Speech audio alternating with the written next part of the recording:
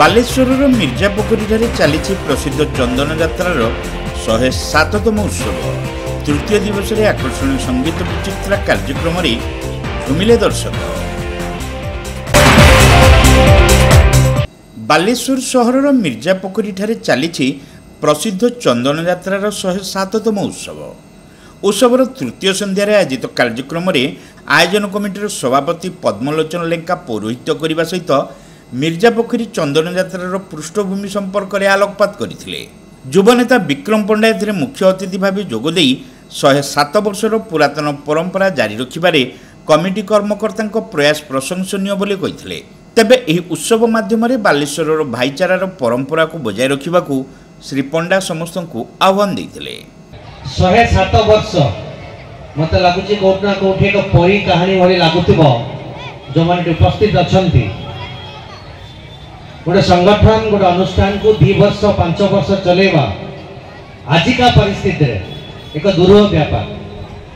किंतु मुझे अंचल को आसे बारंबार कही बालेश्वर इतिहास लेखा गोपाल गाँव माणिखम तार प्रथम पृष्ठार स्थान पाइब जहाँ प्रमाणित कर 107 वर्ष धरी बालेश्वर जनमानस को आच्छादित कर रखि चंदन उत्सव एक नुआ स्तर को नहीं जाए। गोपाल गाँव माणिखम जो नेतृत्व नहीं बालेश्वर को एक नुआ दिगंत को लेकिन जाए जहाँ प्रमाणित कर पाला गाँव होता कि 20 जन लोक भी नथिले। मुझे को निवेदन करने चाहिए ओडिशार परंपरा ओडिशार कला को जीवित रखापी युव समाज को एक भूमिका नापी पड़ो। ये नेतृत्व नियंतु कुना भाई जी पाला गाँव में 100 लोक न रे ताले कला बंचबो केमती आपण माने मेलोडी देखंतु मेलोडी की बजे उत्साहित करबा पई चाहूची।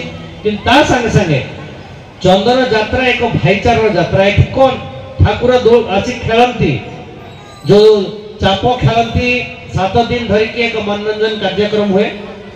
आमे वार्ता देइचु जे ए अंचल एक एवं बालेश्वर जतो असुविधा अछि एवं पडिबो मध्य ये अंचल कांधो देखै छि विगत दिन रे से आपनकर फ्रेंड्स कहतु इंग्रेज मान कथा कहतु ये तो अंचल पूरा कॉलोनी अच्छी तेणु से परंपरा को बजाय रखी 107 वर्ष है जो नुआ रेकर्ड सृष्टि मत लगुच कोटना कोटी 107 वर्ष चंदन यात्रा बालेश्वर। शिक्षक हरिपद भूया मुख्य वक्ता भाव जोगदे वक्तव्य प्रदान करते। कमिटर संपादक अरुण कुमार स्वाई उपस्थित रही उत्सवर रूपरेख संपर्क में सूचना देते। चलित वर्षर चंदन यात्रा को अधिक आकर्षणीय करने कमिटी पक्षर समस्त सहयोग कामना करा जायछि। विशेषकर यही उत्सव पालन में अत्यधिक जनगहली होगा समय शांति श्रृंखला रक्षापी प्रशासन सहित जनसाधारण को कर्मकर्ता माने निवेदन करिसेंति। कमिटीर उपसभापति श्रीकांत बुगुड़ाई शेष समस्त को धन्यवाद देते। तबे चंदन यात्रार तृतीय संध्यार स्थानीय मिश्र साही श्री मदन मोहन विग्रह को एक शोभा ग्राम्य परिक्रमा पर नाब को आगमन और नाबकेली अनुष्ठित होता। मेलारे जिला और जिला बाहर बहु दोकानी आसी निज पसरा मेलाई देखा मिली। उत्सव में सांस्कृतिक कार्यक्रम भाव संगीत विचित्रा कार्यक्रम अनुष्ठित होता।